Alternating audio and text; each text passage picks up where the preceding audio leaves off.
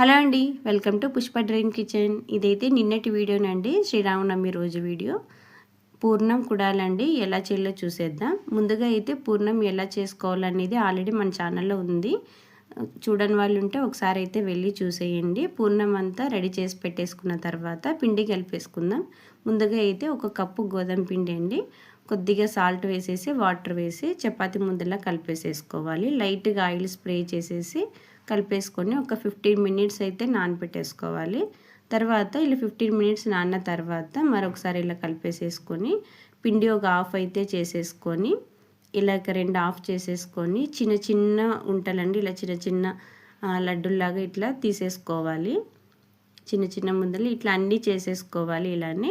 ఇలా అన్నీ చేసేసుకున్న తర్వాత ఇక్కడైతే ఒకటి క్లాత్ వేసుకోవాలండి. ఏదైనా ఒక నాప్కిన్ ఉంటుంది కదా, ఆ క్లాత్ వాటర్లో పిండేసేసుకొని గట్టిగా క్లాత్ని వాటర్ లేకుండా గట్టిగా పిండేసి అట్లా పెట్టేసుకోవాలి.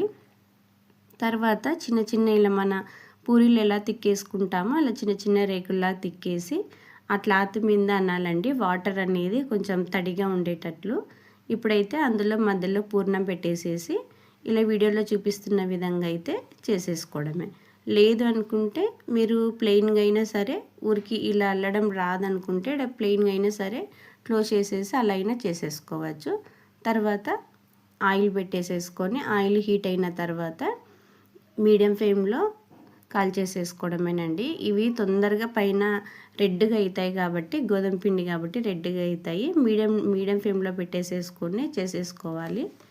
ఇలాన్నీ కాల్చేసేసుకోవడమే, అంతే. పూర్ణం కుడాలు రెడీ.